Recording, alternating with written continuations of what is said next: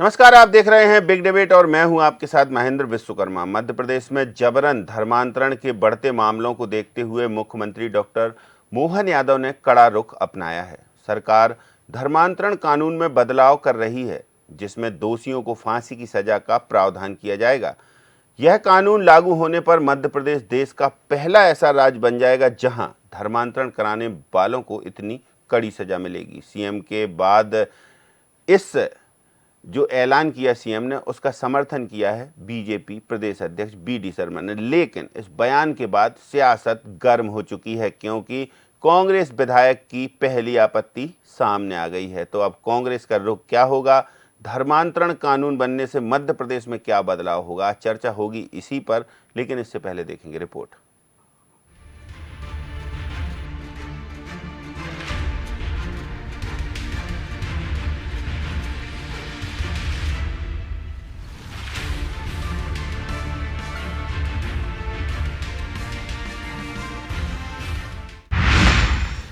धर्मांतरण कराने वालों पर सख्त हुई सरकार।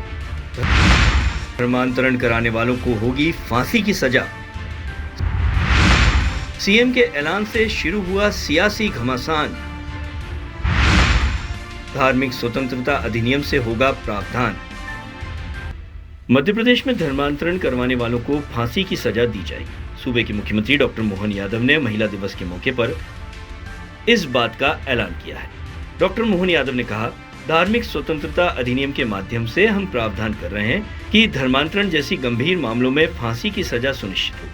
उन्होंने आगे कहा कि धर्मांतरण और दुराचार जैसी किसी भी तरह की व्यवस्था के खिलाफ सरकार ने संकल्प लिया है कि हम अपने समाज के अंदर इन कुरीतियों को बढ़ावा नहीं देंगे। मासूम बेटियों के साथ दुराचार करने वालों के मामले में सरकार बहुत कठोर है, इसलिए इसमें फांसी की सजा का प्रावधान किया गया है और अब धर्मांतरण कराने वालों के खिलाफ भी कुछ ऐसा ही प्रावधान होगा। बीजेपी प्रदेश अध्यक्ष बीडी शर्मा ने सरकार के फैसले की सराहना की है। आज के इस अवसर पर यह भी बताना चाहूंगा कि मासूम बेटियों के साथ दुराचार करने वाले मामले में सरकार बहुत कठोर है, इसलिए इस संबंध में जो फांसी का प्रावधान किया गया है, ये जोर जबरदस्ती से बहला फुसला करके जो दुराचार करेगा, हमारी सरकार उसको छोड़ने वाली नहीं है। किसी हालत में ऐसे लोगों को जीवन जीने का अधिकार नहीं देना चाहते हैं। साथ ही साथ अपने में से खास करके धार्मिक स्वतंत्रता अधिनियम के माध्यम से जो धर्मांतरण कराएंगे, उनके लिए भी इस फांसी का प्रबंधन हमारी सरकार के द्वारा किया जा रहा है कि किसी हालत में ना तो धर्मांतरण ना दुराचरण, किसी भी प्रकार की व्यवस्थाओं के खिलाफ सरकार ने संकल्प लिया है कि हम अपने समाज के अंदर ये कुरीतियों को, गलत बातों को बढ़ावा देने से निश्चित रूप से कठोरता के साथ पेश आएंगे। देखिए, मुख्यमंत्री जी की जो भावना है वो उन्होंने व्यक्त की है कि इस प्रकार से लोग जो धर्मांतरण करने वाले लोग हैं, उनके बारे में कड़े से कड़े कानून बनाने की बात हमारे मुख्यमंत्री जी ने की है। सीएम डॉक्टर मोहन यादव ने आगे कहा कि हमारी सरकार जोर जबरदस्ती और बहला फुसलाकर दुराचार करने वालों को छोड़ने वाली नहीं है। हम किसी भी हालत में ऐसे लोगों को जिंदगी जीने का अधिकार नहीं देना चाहते। सीएम के इस ऐलान के बाद अब सियासत भी शुरू हो गई है। कांग्रेस विधायक आरिफ मसूद ने सवाल करते हुए पूछा है कि क्या ये बाबा साहब अम्बेडकर के संविधान को बदलना चाह रहे हैं। भोपाल के अंदर एक लड़की 3 दिन से लापता है। अगर उसका पता कर लेते हैं तो मैं फैसले का स्वागत करता हूँ। धर्म विशेष को टारगेट करना बीजेपी सरकार की पुरानी आदत है, जबकि हिंदू संगठनों ने इस पहल का स्वागत किया। देखिए, पहले तो उनको ये डिक्लेयर कर देना चाहिए कि वो कॉन्स्टिट्यूशन में बदलाव कर रहे हैं। जो बाबा साहब का था स्वीकार करके करें, शपथ लेते हैं, बाबा साहब की संविधान की किताब दिखाते हैं और फिर कहते हैं कि हम तो संविधान को मानते हैं। तो संविधान ने तो राइट्स दिया, कॉन्स्टिट्यूशनल सबको राइट्स है। अब आया ज़बरदस्ती, तो ज़बरदस्ती की अगर बात है तो फिर सबके ऊपर लागू होती है। फिर मध्य प्रदेश और भोपाल के अंदर बहुत सारी ऐसी जगहें, अभी भोपाल के अंदर एक थाने से एक लड़की मिस है, 3 दिन से उसका परिवार परेशान हो रहा है। शुरुआत यहाँ से कर दें तो समझ में आएगा कि कुछ सरकार गंभीर है, वरना ये तो रोज़ की बयानबाजी है, इसके अलावा कुछ नहीं। ये तो कोशिश करते रहते हैं बराबर, पहले ट्राइबल को करा, फिर मिशनरीज़ को करा, माइनॉरिटीज़ को, हमेशा मुस्लिम्स को तो हमेशा ही करते हैं, तो कोई दिक्कत नहीं है। इनका काम टारगेट और नफरत फैलाना है। हम लोग कॉन्स्टिट्यूशन वाले लोगों इस हिसाब से अपना काम करते हैं। तो क्या कांग्रेस सड़कों पर जाएगी इस चीज़ को लेकर? कानून पहले लाने दीजिए, जब लाएंगे तब देखेंगे क्या लाते हैं और उसमें क्या गलत है। माननीय मुख्यमंत्री मोहन यादव जी ने जो आज कहा है कि धर्मांतरण करने वालों को फांसी की सज़ा का प्रावधान लाएंगे, उसका स्वागत करता है। हम हिंदू संगठन, हिंदूवादी लोग बहुत दिनों से मांग कर रहे थे कि जो लोग हमारी बच्चियों के साथ बहला फुसला कर और धर्मांतरण कराते हैं, जिसमें कि लव जिहाद के भी मामले सामने आते हैं, या ईसाई मिशनरी जो मिशन के तहत हमारे गरीब आदिवासियों को और अन्य लोगों को धर्मांतरित करती है, उसके खिलाफ कड़े से कड़ा कानून आना चाहिए। उन्होंने अगर कहा है कि महिलाओं को जो भी धर्मांतरण करता है उसके खिलाफ अगर फांसी का कानून आएगा तो संस्कृति बचाओ मंच उनका सहर्ष स्वागत करता, अभिनंदन करता है, और शीघ्र हम उनको एक अभिनंदन पत्र सौंपकर और उनका स्वागत करेंगे। सीएम के ऐलान के बाद तो मामले में सियासी बयानबाजी जारी है। हालांकि प्रदेश में हाल ही में कई ऐसे मामले सामने आए हैं जहां युवकों ने पहचान छिपाकर युवतियों से नजदीकियां बढ़ाई, फिर दुष्कर्म कर धर्मांतरण का दबाव डाला। भोपाल में इंजीनियरिंग छात्रा की आत्महत्या के मामले ने भी जोर पकड़ा, जिस पर हिंदू संगठनों ने लव जिहाद की जांच की मांग की थी। सरकार इस तरह के मामले पर सख्ती बरतने के लिए नए प्रावधान ला रही है ताकि जबरन धर्मांतरण को पूरी तरह रोका जा सके।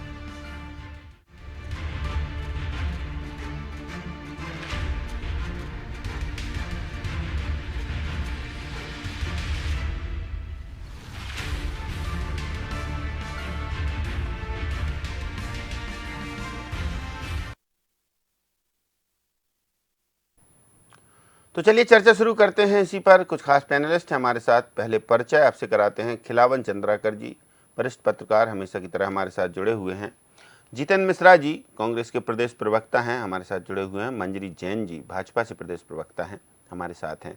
आप तीनों का बहुत स्वागत है। सबसे पहले मंजरी जी, सवाल आपसे ही। धर्मांतरण कानून पर सख्त है सरकार। अब धर्मांतरण के कानून को बहुत ऐसा बनाया जाएगा कि अब सीधे यदि कोई गड़बड़ी पाई जाएगी तो फांसी की सज़ा होगी। अच्छा, कुछ चीज़ें ऐसी होती हैं जो स्वैच्छिक होती हैं, कुछ चीज़ें ऐसी होती हैं जो हमने पिछले बार देखी, कोई स्वेच्छा से अपना धर्म बदलना चाहे। तो ये फांसी की सज़ा का प्रावधान का अचानक से ऐलान, ये क्या मायने इसके? नहीं, देखिए, सबसे पहली बात तो ये है कि धर्मांतरण किन परिस्थितियों में कराया जा रहा है। संविधान हमको अधिकार देता है कि हम किसी भी धर्म को अपना सकते हैं, तो ये अधिकार तो हमको संविधान ने दिया है। लेकिन यदि जोर जबरदस्ती करके या प्रलोभन देकर इस तरीके से जो धर्मांतरण किया जाता है, उसके खिलाफ माननीय हमारे मुख्यमंत्री श्रीमान डॉक्टर मोहन यादव जी ने उस बारे में वो बात कही है। निश्चित तौर पर उस पर कड़ाई तो होनी ही चाहिए, क्योंकि अगर जबरन धोखे या प्रलोभन से धर्मांतरण संविधान कराया जाता है तो संविधान के मूल भाव के खिलाफ होता है। और कहीं ना कहीं ये बहुत बड़े स्तर पर मध्य प्रदेश में नहीं, पूरे भारत में कई वर्षों से चल रहा है। तो ऐसे अनैतिक कृत्यों पर रोक लगाने के लिए कठोर कानून बनना भी जरूरी है, मैं ऐसा समझती हूँ। और जिस तरह से धर्मांतरण का जो षड्यंत्र देश में कई जगह सुनियोजित तरीके से धर्मांतरण कराया जा रहा है, जिससे सामाजिक संतुलन भी बिगड़ रहा है। कई हमारे गरीब भाई बहन, भोले भाई बहन है, उनको बहलाकर, फुसलाकर, लालच देकर और कभी कभी डरा धमका कर भी उनका धर्म परिवर्तन कराया जाता है। तो ये एक अपराध है। और अगर इस तरीके से घटनाएं घटित हो रही है और धर्मांतरण बड़े उससे हो रहा है, तो ये अपराध भी बड़ा है, तो इस पर कड़ी सजा भी होना चाहिए। धर्मांतरण सिर्फ अगर हम कहें कि एक व्यक्ति का मुद्दा नहीं है, बल्कि ये हमारी संस्कृति, हमारी समाज और हमारे राष्ट्र की अस्मिता से जुड़ा हुआ मामला भी है। तो यह कानून देश में सामाजिक सौहार्द बना रहे, स्थिरता बनी रहे, उसमें भी मदद करेगा और आना चाहिए। मैं पक्ष में हूँ। अब विपक्ष है, उनका दोहरा चरित्र है। मुझे लगता है कि उन्होंने धर्मांतरण रोकने के लिए कभी कोशिश भी नहीं की। बड़े पैमाने पर हमारे हिंदू भाइयों को, आप देखिए कब से चला आ रहा है, मुगलों के समय से ये चला आ रहा है कि धर्मांतरण बड़े पैमाने पे किया जा रहा है। और अब तो ये है कि मानवाधिकार की आड़ में इस अपराध को संरक्षण देने की कोशिश भी करी, जबकि ये कमजोर वर्गों के मैं समझती हूँ अधिकारों का हनन है। ठीक। तो अगर इस तरीके का कानून आता है और मध्य प्रदेश की सरकार इस पर कड़े कदम उठाती है, तो मैं समझती हूँ सबको इस पर स्वागत करना चाहिए कि हमारी धर्म, हमारी संस्कृति, हमारी सभ्यता और हमारे देश की अस्मिता से जुड़ा हुआ ये मामला है। निश्चित तौर पर इसमें विचार करना चाहिए और कड़ी कार्रवाई भी होना चाहिए, और इसलिए माननीय मुख्यमंत्री जी ने इस ओर एक कदम बढ़ाया है। चलिए, जितेंद्र मिश्रा जी क्या सोचती है, क्या कांग्रेस का अब स्टैंड रहने वाला है? फांसी की सज़ा, रेपिस्ट को फांसी की सज़ा में देखिए मध्य प्रदेश तो बहुत सख्त है ही, लेकिन धर्मांतरण के लिए भी अब ऐसा ही कानून बनेगा। मुख्यमंत्री डॉक्टर मोहन यादव का साफ ऐलान है।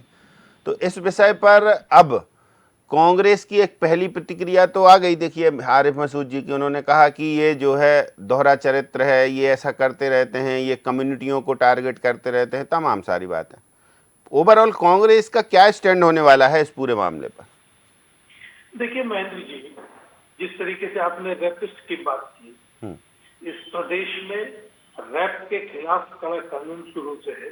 इसको आपने भी देखा है, आपके पास भी पत्रकारिता का बड़ा लंबा अनुभव है।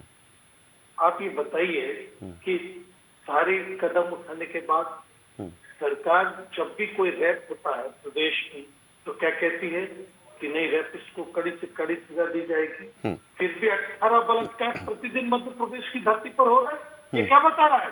ये बता रहा है कि कहीं ना कहीं सरकार कमजोर, सरकार फैसला लेने में देर करती है। ये सरकार के पास कानून के जो कड़ी सजा है उसको कहीं ना कहीं इच्छा शक्ति का अभाव है।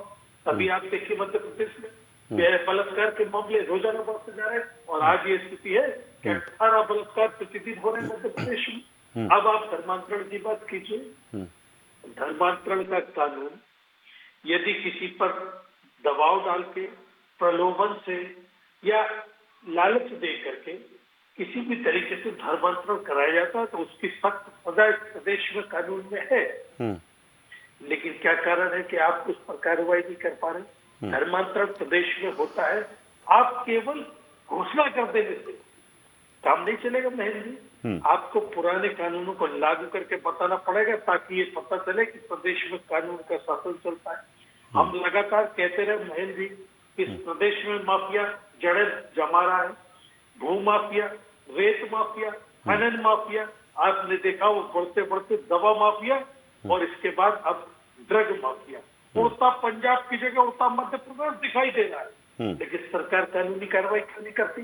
ये सारे कानून बने हुए हैं, तो कैसे भरोसा कर ले कि आप धर्मांतरण को रोकने का काम कर पाएंगे? इस प्रदेश में इस तरीके से भ्रष्टाचार हावी हुआ, सिमी के आतंकवादी मध्य प्रदेश की धरती पर देखे गए, आपने देखे। ये क्या बताता है? कानून कितना भी कड़ा कर लीजिए महेंद्र जी, लेकिन उसको लागू करने के लिए इच्छा शक्ति की जरूरत पड़ती है। वो आपकी सरकार में है क्या? मैं पूछना चाहता हूँ मंदिर जी से कि क्यों 18 बलात्कार प्रतिदिन हो रहे? जब कानून है, पुलिस है, सब कुछ है, तो क्यों अपराधियों पर कड़ी कार्रवाई नहीं होती? आज भू माफिया इस तरीके से हावी है कि आईपीएस की हत्या हो जाती है। खनन माफिया पुलिस वालों को कुचल के मार देता है। ये मध्य प्रदेश के हाजरा पे हाजरा है साहब। कुछ भी कानून बना लीजिए, घोषणा कुछ भी कर दीजिए, हकीकत यह है कि जब तक आपके अंदर इच्छा शक्ति नहीं होगी, कानून का पालन नहीं होगा। चलिए, तो देखिए खिलावन चंद्राकर जी कह रहे हैं जितेंद्र मिश्रा जी की इच्छा शक्ति की कमी है, कानून बनाने से कुछ नहीं होता है। लेकिन आरिफ मसूद जी कह रहे हैं कि कम्युनिटी बेस्ड टारगेट किया जा रहा है। तो ये धर्मांतरण के मुद्दे पर पहले से ही कानून है, लेकिन इस कानून पर अब नए तरीके से फिर से सोचने पर मजबूर होना, नए तरीके से फिर से इसको सख्त बनाना, ये कितना जायज़ है और क्यों ज़रूरी है? देखिए, महेंद्र जी, मैं जितेंद्र जी से सहमत हूँ कि कानून बना देना ही पर्याप्त नहीं होता, बल्कि उसके सख्ती से पालन करने की जरूरत होती है। मुझे लगता है कि सरकार यदि नए कानून ला रही है धर्मांतरण को रोकने के लिए, तो लगता है सरकार ने एक खाका खींचा होगा, एक योजना बनाई होगी, और यदि इस योजना के तहत या उस योजना के अनुरूप काम होता है तो मुझे लगता है कि धर्मांतरण की घटनाओं में कुछ कमी आ सकती है, क्योंकि कानून सख्त बनना है। देखिए मैं, जो दो तरह के धर्मांतरण होते हैं, एक स्वैच्छिक धर्मांतरण और दूसरा जबरिया धर्मांतरण। अब हमारा कानून जो है अभी भी धर्मांतरण रोकने के लिए कानून बना हुआ है, और वो कानून सिर्फ जबरिया धर्मांतरण को रोकने के लिए बना हुआ है। व्यक्तिगत धर्मांतरण को रोकने के लिए संविधान ने भी कुछ नहीं कहा है, संविधान में भी धार्मिक स्वतंत्रता का प्रावधान है। तो मुझे लगता है कि सरकार जो है स्वैच्छिक धर्मांतरण को रोकने में पूरी तरह चल रही है, और स्वैच्छिक धर्मांतरण को रोकने का बहुत बेहतर साधन ये है कि जिन क्षेत्रों में धर्मांतरण होते हैं, आपने देखा होगा कि हमारे आदिवासी अंचल जहाँ जैसे झाबुआ है, अलीराजपुर है, बैतूल है, ऐसे क्षेत्रों में, ऐसे वनांचल क्षेत्रों में ज्यादा धर्मांतरण के मामले आते हैं, जहाँ रहन सहन का स्तर बहुत न्यूनतम स्तर का है, जहाँ गरीबी बहुत ज्यादा है, जहाँ रोजगार के संसाधन नहीं है, जहाँ के आदिवासी परिवारों में, खासतौर पर आदिवासी परिवारों के जीवन यापन के बहुत ज्यादा संसाधन नहीं है। यदि सरकार जो है जबरिया स्वैच्छिक धर्मांतरण को रोकना चाहती है सरकार, तो वहाँ के जीवन स्तर को उठाने के लिए, लोगों के जीवन स्तर को उठाने के लिए बेहतर काम करना चाहिए।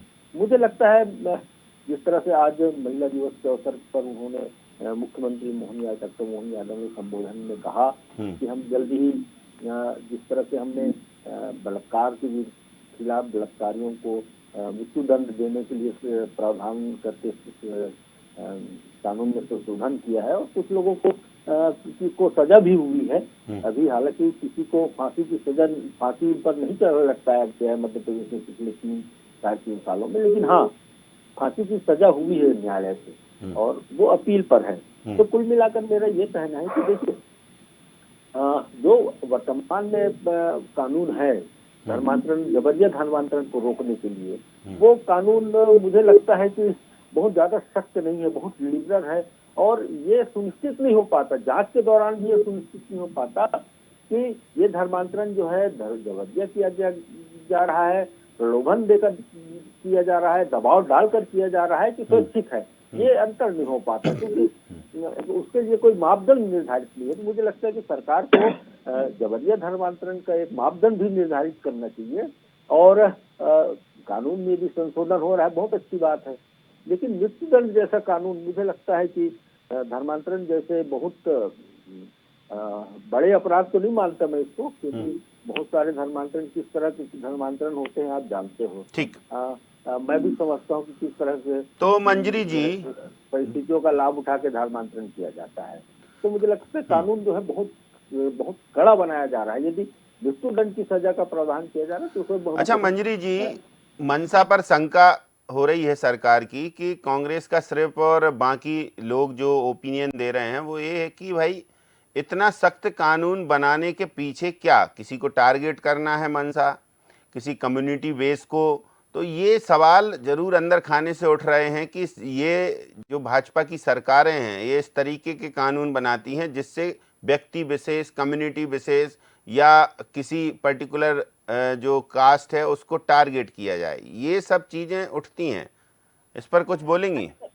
इस सवाल में एक प्रश्न उठता है कि क्या आप ये मान चुके हैं कि वो एक विशेष धर्म समुदाय के लोग ही धर्म परिवर्तन कराते हैं? और यदि आप ये मान के कह रहे हैं तो फिर इतने सदियों से धर्म परिवर्तन हो रहा है तो आपने रोकने के उपाय क्यों नहीं किए? आप, क्योंकि आप सिर्फ वोट बैंक की राजनीति करते हैं, आपने हमेशा तुष्टीकरण की राजनीति की है, जबकि धर्म अंतरण जैसे गंभीर मुद्दों पर कांग्रेस का जो है स्टैंड स्पष्ट होना चाहिए, लेकिन हमेशा दुलमुल रहा है। तो उन्हें देश की न गरीबों से, न दलितों से, न आदिवासियों से चिंता है, न देश की चिंता, उन्हें सिर्फ अपने वोट बैंक की चिंता है, और उसके लिए वो राजनीति करते हैं सत्ता की प्राप्ति के लिए। लेकिन अब जो है समय बदल गया है, लोग समझ चुके हैं, इनका चरित्र, चाल चरित्र, जो चेहरा है वो समझ चुके हैं। तो अब ये इनसे एक प्रश्न ये भी बनता है, तो क्या ये जो है जबरन जो धर्म परिवर्तन कराया जा रहा है, धर्मांतरण किया जाता है, वो क्या सही है? और जब मासूम लड़कियों को धोखे से धर्मांतरण के जाल में फंसाया जाता है तब कांग्रेस चुप क्यों रहती है? तो ये सब चीजें हैं जो विरोधाभास है कांग्रेस की वक्तव्य में और उसके चरित्र करनी में, कहने में और करनी में बहुत फर्क है। तो ये एक बहुत बड़ी समस्या है और देश आज इस समस्या से जूझ रहा है। इस पर अंकुश लगना बहुत जरूरी है, और इतिहास भी इसका गवाह है कि हमारी सांस्कृतिक जड़ों पर बार बार हमले होते रहे हैं। और ये वही कांग्रेस है जिसने हमेशा से सनातन संस्कृति को कमजोर करने की कोशिश की है। जब अच्छा तब ये नहीं बोले जब कश्मीर से लाखों हिंदुओं को मार मार के वहां से भगाया जा रहा था, वो भी किस पर, धर्म के आधार पर, तब कांग्रेस कुछ नहीं कहती, तब इनको कुछ समझ में नहीं आता। तब तो ये बहुत धर्मनिरपेक्षता का उदाहरण देने वाले लोग तब चुप हो जाते हैं। तो ये इनका जो दोहरा चरित्र है वो बार बार इंगित करता है कि आप सिर्फ तुष्टीकरण की राजनीति करते हैं, आपको सिर्फ सत्ता की आदत, सत्ता को हथियाने की आदत बन चुकी है और उसके लिए आप राजनीति करते हैं। जहां जहां कांग्रेस की सरकार है वहां हिंदू मंदिरों, संतों को निशाना बनाया जाता है। तो ये सब चीजें हैं। लव जिहाद पर कांग्रेस चुप रहती है, धर्मांतरण पर कांग्रेस क्यों चुप रहती है, इसका आज तक जवाब नहीं दिया। तो कांग्रेस का इतिहास जो है वो तुष्टीकरण कर रहा है, आतंकवादियों से हमदर्दी और जो है धर्मांतरण को बढ़ावा देने का रहा है। तो मैं समझती हूँ कि मोहन यादव जी का ये कदम उन कमजोर वर्गों की रक्षा के लिए है जिन्हें कांग्रेस ने हमेशा वोट बैंक समझा लेकिन कभी न्याय नहीं दिया। तो कांग्रेस को ये समझना होगा कि भारत की जनता उनके खेल को, उनके जो विपक्ष है ये हमेशा सपोर्ट करता है। आप कोट कर रही हैं इस बात को कि विपक्ष सपोर्ट करता है जो धर्मांतरण कराने वाले हैं उनका। नहीं, अगर आप क्वेश्चन उठा रहे तो इसका मतलब तो यही हुआ ना कि जो लोग धर्मांतरण करा रहे हैं आप उनके हिमायती हैं और फिर आप ये कह रहे हैं विशेष समुदाय को आप टारगेट कर रहे हैं। भाई वो विशेष समुदाय के लिए अलग से कोई कानून थोड़ी बनाया जाता है। धर्मांतरण शब्द जो लिया जा रहा है, तो यदि किसी भी समुदाय का व्यक्ति किसी भी धर्म के व्यक्ति को जबरन प्रलोभन देकर, डरा धमकाकर यदि धर्मांतरण कराया जाता तो उसके ऊपर सेम कार्रवाई होगी। तो जबरन देखिए मंजरी जी, जबरन और प्रलोभन देकर तो झूठ भी बुलवाया जा सकता है कि ये हमसे जो गलत धर्मांतरण पहले स्वेच्छा से कर ले, बाद में फिर FIR दर्ज कर दे। नहीं, उस सब की जांच होगी, उसके लिए भी सब प्रावधान है। ऐसा तो नहीं है कि कोई भी कुछ कहेगा इस कानून, देश में सिर्फ अंधा कानून ही चल रहा था अभी तक न्याय नहीं हो रहा था। अच्छा, उस कानून को भी न्याय प्रिय बनाने के लिए हमारी भारतीय जनता पार्टी की सरकार ने उस कानून को भी बदलने का काम किया। और देखिए अंतर कितना बड़ा है। यदि हम कोई संशोधन करते हैं तो धारा 370 हटाते हैं, यदि हम कोई संशोधन करते हैं तो 35A हटाते हैं। तो हमने आज तक जितने संशोधन किए वो देश हित में, जनहित में किए। चलिए जीतेंद्र मिश्रा जी मुस्कुरा रहे हैं, कुछ कहना चाहते हैं। जीतेंद्र जी। देखिए महेंद्र जी, बात भारतीय जनता पार्टी की सरकार में कानून पर हो रही है। विपक्ष कहां से इसमें आ गए? आपने कानून बनाया, उस पर हमने प्रतिक्रिया दी। हमने कभी ये नहीं कहा कि हम इसके खिलाफ है। हमने कभी नहीं कहा कि धर्मांतरण को प्रलोभन दिया जाना चाहिए। हम तो और आपसे ये कह रहे हैं कि इसका कड़ाई से पालन होना चाहिए। इसमें विपक्ष और इसमें कांग्रेस की क्या बात करी? कांग्रेस के आतंकवादियों के साथ इतिहास जोड़ दिया मैडम ने। इनसे ये कहिए कि इतिहास को पढ़े तब जाकर के बात करें। बात केस की हो रही है, ये खलियान पहुंच जाती है। महेंद्र जी मुझे ये बताइए कि जो पाकिस्तान ने हमला किया करगिल पर, उस समय अगर उसको सही जवाब दे दिया जाता तो पुलवामा हमला हो पाता क्या? उन्होंने देखा कि सरकार कमजोर है। पुलवामा के आतंकवादियों ने जो हमला किया, जो हमारे जवान शहीद हुए, अगर उसकी जांच कर ली जाती तो आतंकवादियों की हिम्मत नहीं पड़ती। हमें आतंकवादियों का दोस्त बता रहे हैं, इन्हें शर्म आना चाहिए। संसद पर हमला हुआ, आपने देखा किसकी सरकार थी, क्या कार्रवाई की आपने? इसके बाद एक चीज और बताऊं, हम हवाई जहाज में आतंकवादियों को छोड़ने कंधार नहीं जाते। कंधार आप जाते हैं क्योंकि आपकी सरकार की गृह मंत्री की बेटी उसमें बैठी थी। कांग्रेस का बलिदान का इतिहास रहा। 1 रुपया नहीं, 150 रुपया भी शहीद हो जाती तो भी आतंकवादियों को छलनी कर देना था, उनके कंधार लेके नहीं जाना था। इतिहास को समझने का प्रयास कीजिए। कुर्बानियों का इतिहास रहा है। आपके परिवार में से भारतीय जनता पार्टी के किसी नेता ने आजादी की लड़ाई मांगे के खिलाफ उंगली भी कटाई हो तो बताइए। आप हमसे कह रहे हैं आतंकवादियों के साथ 2 प्रधानमंत्री आतंकवादियों की धर्मांतरण पे तो आइए। अरे आतंकवाद की बात हुई इसलिए बात निकाल दी। अब धर्मांतरण की बात यह है कि धर्मांतरण पर कठोर कानून है, उसका ही पालन कर दिया जाए तो जो दबाव डाल के प्रलोभन दे के धर्मांतरण होता है उसको रोक दिया जाएगा महेंद्र जी। लेकिन जब आपकी सरकार में इच्छा शक्ति नहीं है तो आतंकवादी, सिमी के आतंकवादी भी प्रदेश में मिलेंगे। नहीं, लेकिन आरिफ मसूद जी क्यों कह रहे हैं फिर कि कम्युनिटी बेस को टारगेट करने के लिए ये सब हो रहा है? नहीं, देखिए सवाल इस बात का है कि आप न्याय का काम नहीं कर रहे, आप कहीं ना कहीं किसी कम्युनिटी को टारगेट करने के लिए इस तरह के प्रयास करते, इसलिए आपके ऊपर आरोप लगते। कांग्रेस की सरकार में कभी आरोप नहीं लगे, आपने देखा, क्योंकि सबके साथ सबका विकास की अगर नीति थी तो कांग्रेस की सरकार की थी। मनोज महेंद्र जी, आपने देखा होगा, हमने आज बांग्लादेश में अल्पसंख्यकों के साथ, हमारे हिंदू भाइयों के साथ ज्यादती हो रही है, हत्याएं हो रही है, लेकिन भारत सरकार कड़ाई से पेश नहीं आती। मंजरी जी तो ये भी कह रही हैं कि विपक्ष और विरोधियों का काम है सिर्फ सनातन संस्कृति साधु संतों को टारगेट करना। अब सुनिए आप शंकराचार्य जो बात कह रहे हैं उसका समर्थन कर रहे हैं, लेकिन ये तो शंकराचार्य को मानने को तैयार नहीं है। जिनकी संस्था के बदौलत ये सत्ता में आते हैं, जिसे आरएसएस कहते हैं, आरएसएस प्रमुख मोहन भागवत ने कहा कुछ लोग हिंदुओं के नाम पर ठेकेदार बने हुए, ये उनके शब्द है, हमारे नहीं है। आपने उनसे कह दिया कि मोहन भागवत क्या हिंदुओं के ठेकेदार होते? तो मेरा मतलब कहने का कि राजनीति कौन कर रहा है, सत्ता के लिए इस तरह का प्रयोग कौन कर रहा है, और इसको समझना पड़ेगा। महेंद्र जी भारतीय जनता पार्टी का चरित्र रहा है। ये गोवा में कहते हैं कि गौ मांस की सप्लाई में कमी नहीं आने देंगे, पूरे देश में कहते हैं कि गाय के मांस पर प्रतिबंध लगाएंगे। जब शंकराचार्य ने पदयात्रा करने का काम किया, पूरे देश में यात्रा निकालने की बात की कि गौ हत्या को बंद होना चाहिए, गाय को राष्ट्रीय पशु घोषित होना चाहिए, तब सबसे पहला विरोध भारतीय जनता पार्टी के प्रदेश अध्यक्ष ने किया था। ये इनका चरित्र है। बातें इनसे कुछ भी कराइए आप, लेकिन हकीकत यह है कि आज प्रदेश में धर्मांतरण बढ़ा है, आज प्रदेश में बलात्कार बढ़े हैं। अच्छा, ऐसी सख्त जो कानून है वो बनना चाहिए कि फांसी हो सीधे बनना चाहिए? आप पक्षधर हैं कि नहीं? बिल्कुल बनना चाहिए, लेकिन जब सरकार के हाथ में सीआईडी और सीबीआई और ईडी आ जाती है ना, तो कोई ने अगर स्वेच्छा से भी धर्मांतरण किया है तो उसको दबाव डालकर पेश करें। बिल्कुल, देखिए मंजरी जी वही बात सामने आ गई है। मंजरी जी मैं आवाज सुन नहीं पा रही हूँ, आप बताइए मेरे को। वो कह रहे हैं कि यदि जैसे सीबीआई ईडी ये हाथ में सरकार की आ जाती है तो इनका दुरुपयोग होने लगता है, तो धर्मांतरण कानून सख्त हो जाएगा तो फिर उसका भी दुरुपयोग होगा, शंका पहले से है। ये कानून का दुरुपयोग करना ये कांग्रेस की संस्कृति है। अगर हम 1975 की बात कर ले, जब इमरजेंसी लगाई थी, तो तब का याद कर लिया कहीं वो काला इतिहास, ये कितनी बार आपने कानून को, संविधान को संशोधित किया और किस तरह से आपने उसकी आत्मा को झकझोरने का और मारने का काम किया। कितनी बार जो राज्य की चुनी सरकारें थी उनको बर्खास्त करने के लिए आपने संविधान को संशोधित किया। कितनी बार आपने जो है धाराओं का उपयोग किया जो कि देश के खिलाफ थी। तो मैं ये समझती हूँ कि ये सब काम जो है जो कांग्रेस ने की है वो हमारे ऊपर उंगली उठाने का बिल्कुल भी हिमाकत न करें। हमारी सरकार वो काम करती जो राष्ट्र हित में है, जो राष्ट्र, हम हमेशा कहते हैं कि राष्ट्र प्रथम है और जनता के कल्याण। नहीं, लेकिन विपक्ष तो ये भी आरोप लगा रहा कि आप संविधान बदल रही हैं बाबा साहब का।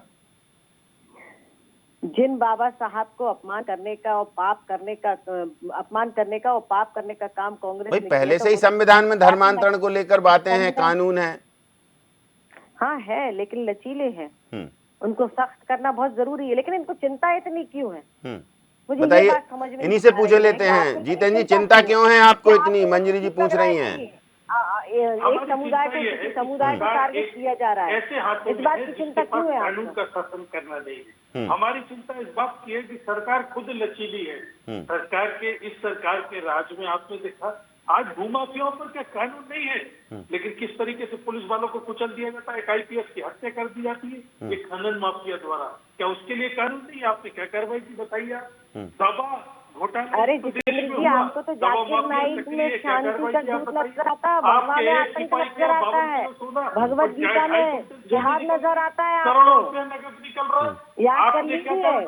और आपके लोग कहते थे डायरी का पता नहीं चल पा रहा, आप क्या कानून चलाएंगे और क्या सरकार चलाएंगे, इसको लेकर के शंका है हमको इस बात को लेकर के शंका नहीं है कि कानून गलत हाथों में पहुंच रहा है, इस बात को लेकर के शंका है। सरकार की इच्छा शक्ति कमजोर है, इस बात को लेकर के शंका है। गलत हाथों में कानून पहुंच जाएगा। मारने गई थी आतंकवादी की फांसी पर, और आप ही लोग कहते थे कि अफजल हम शर्मिंदा है, तेरे कातिल जिंदा है। और आपके ही नेता चलिए, राम अब खिलावन चंद्राकर जी काफी देर से सुन रहे हैं, उनसे एक सवाल ले लेते हैं। खिलावन जी, क्या लगता है कि ये जो कानून है इसको इतना सख्त बनाकर संदेश देने की कोशिश क्या है? पहला तो आप बता ही चुके हैं, लेकिन इस कानून बनने के बाद इसके दुरुपयोग होने की शंका जाहिर कर रही है कांग्रेस, और ये सरकार की मंशा पर बड़ा सवाल है। देखिए महंगी, आज हम कानून को देखें तो जैसे हत्या का मामला है, हत्या के मामले में एक जघन्य अपराध माना जाता है, मृत्यु दंड जैसे प्रावधान उसमें पहले है ऑलरेडी। उसके बाद अभी नया कानून बना जो बलात्कार को लेकर के, तो बलात्कार को भी एक घृणित अपराध माना जाता है और उसके लिए अपराधी को मृत्यु दंड की सजा का प्रावधान किया गया। तो कहीं से विरोध नहीं हुआ उसका, सब हर वर्ग के लोगों ने, हर दल के लोगों ने, हर समुदाय के तो लोगों लगता ने है इसका विरोध होगा, समर्थन किया। इस बात का विरोध होगा, धर्मांतरण पर सख्त कानून का विरोध हो सकता है क्या? ऐसा लगता है क्या आपको? इसका निश्चित रूप से विरोध होगा। उसका कारण मैं बता रहा हूँ आपको। एक तो पहला ये है कि आपने देखा होगा धर्मांतरण के लिए जितने प्रकरण अभी तक बने हैं उसमें किसी को, जो वर्तमान में जो सजा का प्रावधान है उसमें किसी को सजा होते देखा नहीं होगा आपने। दूसरा महत्वपूर्ण बात यह है कि हत्या और बलात्कार जैसे मामले में विवेचना का स्टाइल है, तथ्य जो है, फैक्ट जो है जुटाया जाता, विवेचनाधिकारी फैक्ट जुटा सकते हैं, बड़ी सरलता से फैक्ट जुटा लेते हैं। लेकिन धर्मांतरण जैसे मामले में फैक्ट जुटाने में अभी तक को जितनी विवेचना हुई, जितने अपराध दर्ज किए गए थे उसकी विवेचना हुई, कोर्ट में मामला गया, तो उसकी वो जो है उसको सिद्ध नहीं कर पाती पुलिस। इसलिए मुझे लगता है कि हाँ, हालांकि देखिए अभी जो है ऐलान हुआ है, अभी ड्राफ्ट तैयार होगा, क्या मसौदा बनता है वो होगा, फिर विपक्ष के पास आएगा, फिर आगे आगे बात होगी, लेकिन इस ऐलान से ही सियासत गर्म हो चुकी है। बहरहाल समय कम है, इसलिए अभी इस चर्चा को विराम देते। बहुत शुक्रिया जीतन जी हमारे साथ जुड़ने के लिए, बहुत शुक्रिया मंजरी जी आपका, और बहुत शुक्रिया खिलावन चंद्राकर सर आपका। तो निश्चित तौर से ये जो कानून बनने की बात है, सख्ती लाने की बात है, मुख्यमंत्री डॉक्टर मोहन यादव कह रहे हैं कि धर्मांतरण कराने वालों को या जबरन धर्मांतरण कराने वालों को फांसी की सजा होगी, और मध्य प्रदेश ऐसा पहला राज्य बनेगा यदि इस तरीके का कोई कानून में संशोधन होकर एक नया कानून बनता है। तो बहुत गंभीर मसला है, और इस मसले पर खिलावन चंद्राकर जी कह रहे हैं कि अभी कम्युनिटियों का तो विरोध निश्चित तौर से होगा, और कांग्रेस तो देखिए शंका जाहिर कर ही रही है। अब आगे आगे देखते हैं क्या होता है। हालांकि बयान आना शुरू हो गए हैं और चर्चा भी उस पर शुरू हो गई। तो बिग डिबेट में इतना ही, मुझे दीजिए इजाज़त, नमस्कार।